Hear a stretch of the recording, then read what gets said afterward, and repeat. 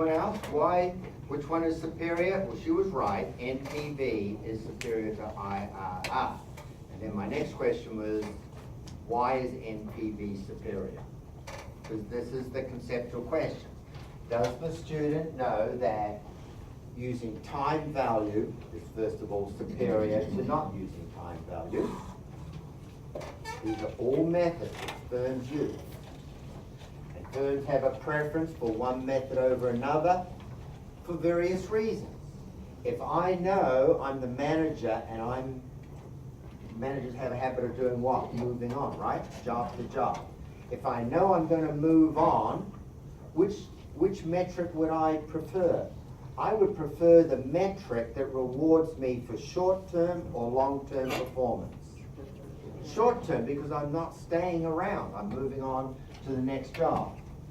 And that's been one of the criticisms that I indicated before. We are highly mobile. Managers leave, they jump ship. So while they're in their position as a manager, they prefer to use metrics that reward short-term performance, which is not in the interest of the stockholders, and that's why the balanced scorecard tries to correct that behavior. Because the balanced scorecard rewards people for what? Long-term or short-term? Long-term. Long-term. It forces you to make decisions in the interest of the firm for the long term. Okay? Now,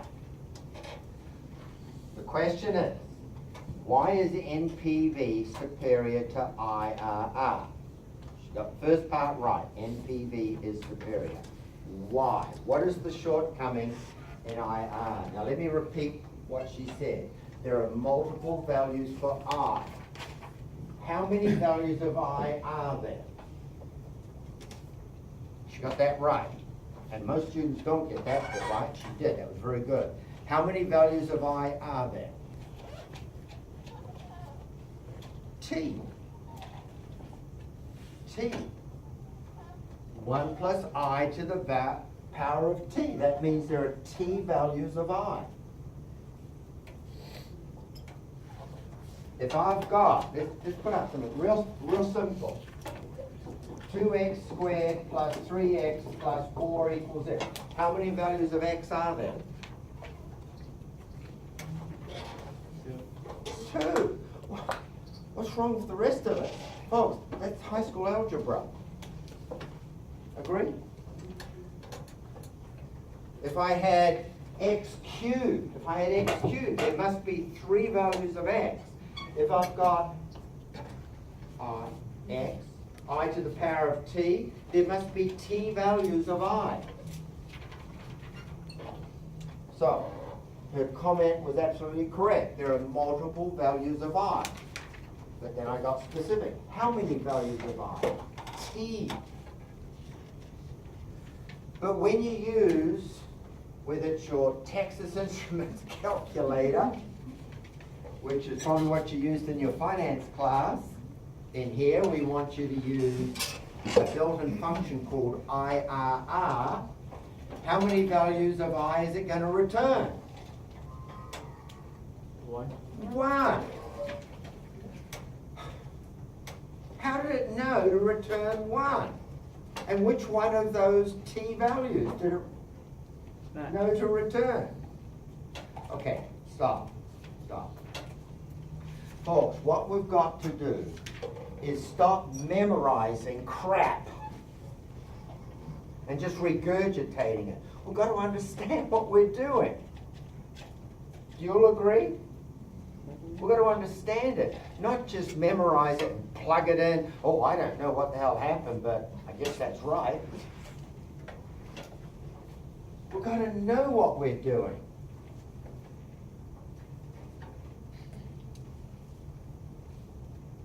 Now, there are t values of I. She did well. She knew there was more than one value of I. But which one did it return? That's the hardest question so far. Would it be like an average or somewhere in the middle? Okay, you got to know that to solve that, Now, you know from algebra to solve it, what do we want to do? Isolated variable. Rearrange it so that on the right we have I and everything else over on the left we have I and everything else over on the right hand side, right? Well, that'd be horrible, wouldn't it? That polynomial. So Excel comes to the rescue to help us. How did Goldwater find it? Plug and chug. That's how IRR finds the value, through plug and chug. That's what IRR does, plug and chug. But which value did it bring back? The one value that's positive. All the other values of I are what are called imaginary roots. Do you remember that from high school? Some people saying yes. Some people saying I have no idea what he's talking about. Okay, when you get a polynomial, well, I have a polynomial, there are t values of I, but there's only one value that's called a real value. All the others are what are called imaginary values. So we've got to find that one real value. It's not an average, there's only one value that's a real number. And to find it requires plug and chug. Now, to do that, we rely, in your finance class, you rely on your calculator. Here, I want you to do it in Excel. There's a built-in function, IRR. Now, all we have to do, you'll see us do it here in a moment, give it the parameters, and it will give us that value back immediately. How did it do it? Plug and chug. Now, we could set up all this algebra. And then ask Goldwater to do it. So we could do it with Goldwater, but IRR, the built-in function, is even easier. Okay? So that's what we're going to do in this chapter. Now let's keep going. Aha! One of the criticisms that you made of payback is it doesn't consider the time value of money. So our profession has thought of that. What we do is we discount, you'll see over on the right hand side here, we will discount the cash flow and then perform the payback again. So, a conceptual question. Will that number, 3.75, 4.78, will that value always be less than that value? Yeah. Yes. Has to be. Has to be. So when you use present value payback, that always has to be greater than that value. Now, not in this problem, but over the page, I'll just come over to it. We've got a couple of others in here. We have the net, well, we did net present, internal rate, the modified. Remember, I said there's an MIRR, not just IRR, but MIRR. What is the modified internal rate of return? A hint? I asked you which one of these is superior. You told me, net present value. It is superior. But what is the floor? It's a floor, it's a shortcut. NIRR. Well done. Well done. She said it has to do with reinvestment. So let's elaborate for the class. Can you tell them? There's an assumption that money at a certain time. Well done. Well done. I'll restate what she said. The problem with IRR is that it assumes that the cash flow, look, cash flow, will be reinvested at I. That's the built-in assumption. Conceptual question. The shortcoming in IRR assumes that each year you will reinvest that cash flow at I. Well, if it's a privately held firm, what do mum and dad do with the money? Somewhere else. Invest third party. No, they don't. They buy a better car, they go on a cruise, they spend it, they take it out of the business. Now, if it's Apple or Samsung or General Motors, well, some of it's gonna get paid out as dividends and some will be reinvested, but not 100%. They're not gonna reinvest all of the cash flow, CF1, CF2. They're not gonna reinvest all of it at I. Mum and dad in particular take it out of the business and spend it. So that's the shortcoming in IRR. Now, the purpose of modified is to have another interest rate. The interest rate that we would use for reinvestment. So it's a built-in function in Excel that we'll make use of. The present value of payback, we dealt with that. The book rate of return, initial, book rate of return, average investment. So that's the one that I will put on the exam, okay? Questions, what we're doing? And profitability index was also covered at the end of the chapter, but it's not a very popular method. So let's start to put the algebra together. Now,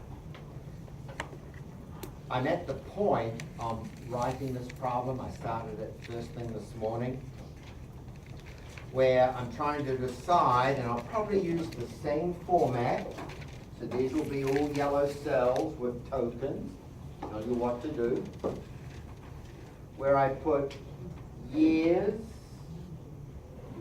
just like this, in a column, and captions across the column. Okay, so I've actually just started that part of it. I'm pretty sure that's the way it'll finally end up, looking just like that. Questions? Now, I'm at the point where I haven't quite decided this. I'm over here doing this bit right now. So, you know that I'm obviously going to give all this to you. What's going to appear in these columns? What appears in these columns is dependent upon what's in the actual assignment. Okay? Now, first column is the year, always starting with year 0. And the initial cash flow. The initial cash flow is the cost of the machine, $267. And then we were told, well, let's have a look at this bit over here, because this is very similar to the one on the exam. Savings in cash operating costs. And there's only one cost. Remember when I did the ABC in class, there was how many unit variable in class? One, and the one for homework had 3. The one I've got here has 1, and the one for homework has got 3. Okay, so same basic format, but instead of 1 cost, there'll be 3 on the actual one on the exam. I give you the tax rate, the project life, the cost of capital. So all these yellow cells are the numbers pulled out of the text. And this is critical right here. Now, what I've gone and done is I've put it all in one cell. And I came down to class just at the point where I finished this bit. But I broke it out across 4 cells. Because when it's all in one cell, it's a little intimidating up there. And I want you to get it right. So, I've laid it out for you. I've laid it out, and this one formula will be split across 4 rows to help you to get it right. See what I've done? Because when you look at that, what's going on here? Someone tell me.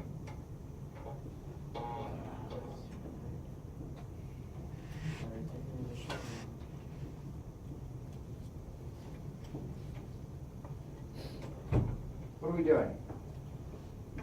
Well, E13.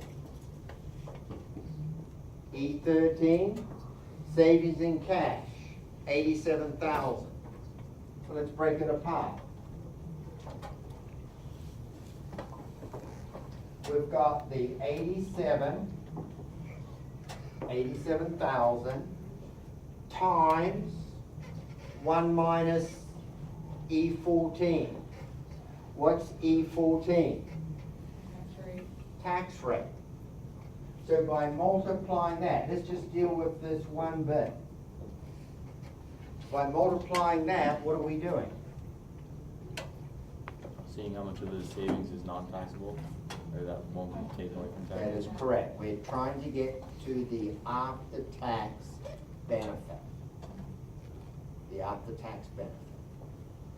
Meaning the reduction in the tax obligation, which can be viewed as a positive cash inflow. So, I'm breaking it apart, and on the exam, when you get it, you'll see I've set up the columns and the rows, breaking it apart, so you don't have to put it all in one cell. I'll take you to the final number in 4 steps, okay? Plus, let's deal with this bit here now. E14 is our tax rate, 47%, times what? The cost of machine. Times E12, 267,000. 267,000 divided by the project life. Okay? So what's that bit doing? Well, perfect answer. Tax shield on the depreciation. Perfect. Okay, so again, I'll split that out across a couple of lines to help you. And then we'll just sum it together. Okay? Any questions on what we're doing? Now, to make this a little bit more difficult on the exam, what am I going to have? Subtract for the salvage value. We're going to have salvage value. Okay. Questions? Okay. So that was critical. Everyone recognize that's a critical step? Yes. And what am I going to do to play with you? Instead of having just one cash flow item, I'm going to have 3 of them. Okay, there'll be 3 items. And instead of having no salvage value, I'll have salvage value. Okay? Okay? And instead of having straight line, I'll do double declining balance. Okay? Let's keep going. So, let's start to build up our spreadsheet. We've got the years, the cash flow in year 0, meaning right now is the capital investment. And then the cash flow each year, which has to be that 71,208. Okay? Now, remember what I said to you, I left it at the point, when I came down to class, packed up, where I was putting all this together. I'm about to come over to here now. Because this is straight line, it'll be the same amount every year. But because I'm going to, on the exam, go to double declining balance, instead of having just 1 year in here, I'm going to have different columns to handle the calculation. Because it's going to be a different cash flow amount each year, because which item is going to make it different? The depreciation. Okay? It's the depreciation that's going to make it different each year. So I'm going to have a separate column in here for depreciation. And you're going to have a formula. You'll have a formula. You know, you'll have the tokens for it. And the formula will say DDB, double declining balance. Okay? Be patient, be patient. Look in here. But this was makers. This was the makers. I'm going to do this one on Wednesday. So look at my depreciation formula. Okay? So makers is messier than double declining balance. Why is it messier? Because you've got the issue of is it 3-year or 5-year property. If it's 3-year, you've got one set of percentages. If it's 5-year, you've got another set of percentages. I'm just going to give you double declining balance. That's one set, one calculation. So it's not going to be messy like that. Okay? Let's come back. We'll do this one on Wednesday. Come back over here. Now, because it's straight line, I can get away with nice and easy algebra. It'll be the same dollar amount every year. Okay? Now, cumulative cash flow. Cumulative, simple algebra. What was our initial? Large negative. Here comes the positive. So this has to decrease every year. Everyone agree? Okay? Now, the net income. What's the net income going to be?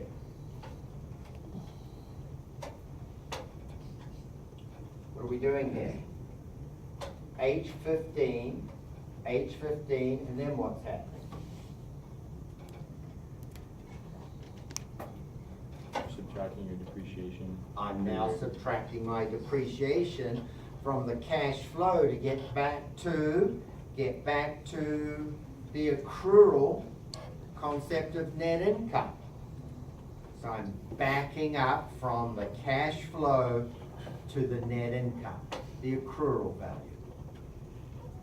If we were doing this directly in a financial accounting class, we would have had net income, whatever it is, and we would have added back the depreciation to get to the cash flow, right? But I'm reversing it. We're reversing it here because of the way the data is typically given to us in this chapter. Everyone okay on that? Okay, now the present value. Let's have a look. There is a function in Excel to do that for me. There's a function.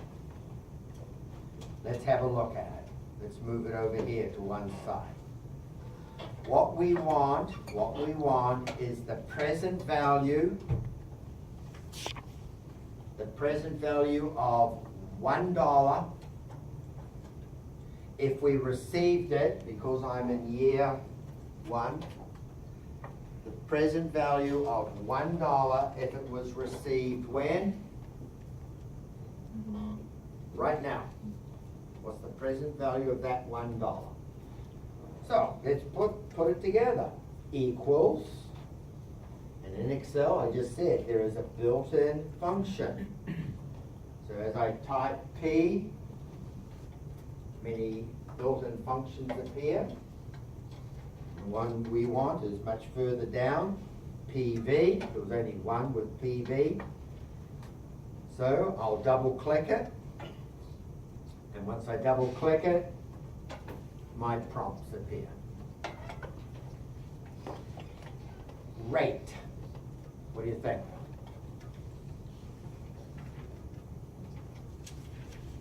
What rate of return? Pardon? One period. I said rate of return. Well, the rate of return I know, but that's not the word that we're using in the chapter. It is the cost of capital. The cost of capital. So what's our cost of capital? Now, just be careful. Is the cost of capital given to us by month or by year? I'd say that was it. And what are we dealing with here when we deal with this present value? Are we dealing with it for 1 year or for 1 month?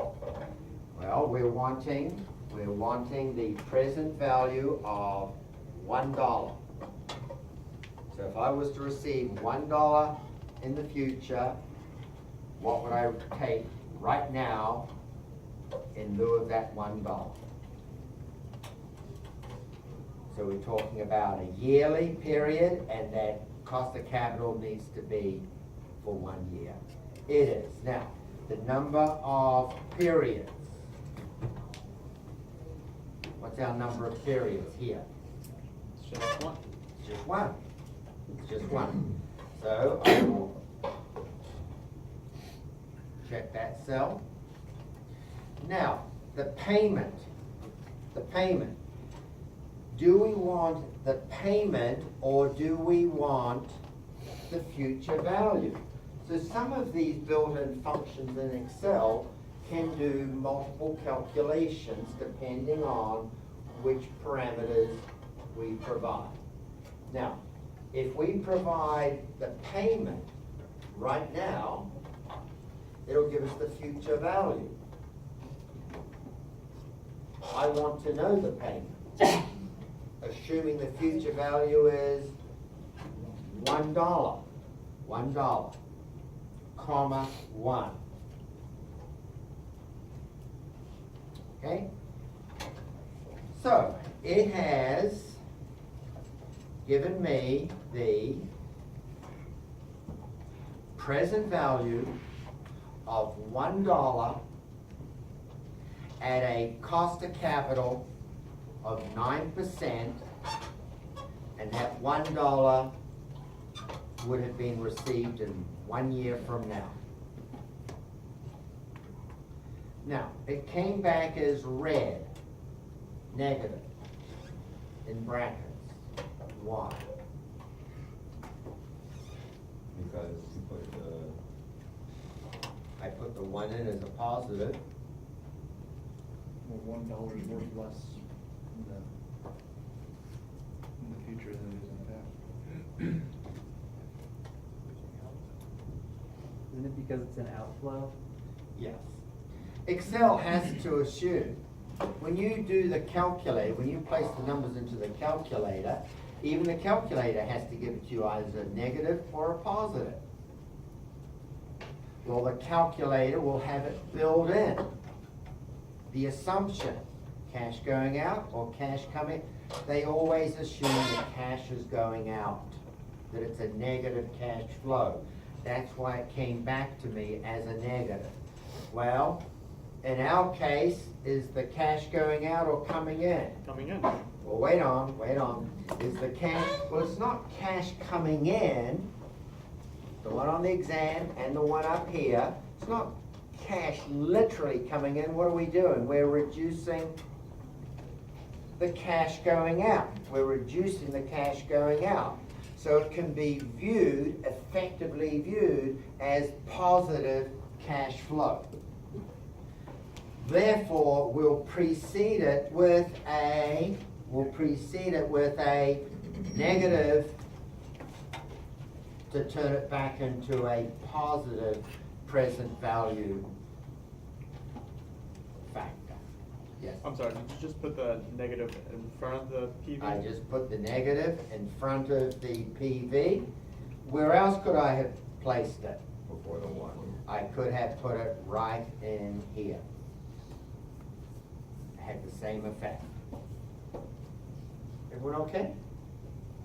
Now, it's not $1, it's not $1, the cash flow is $71,000. $71,000. So, what can we do?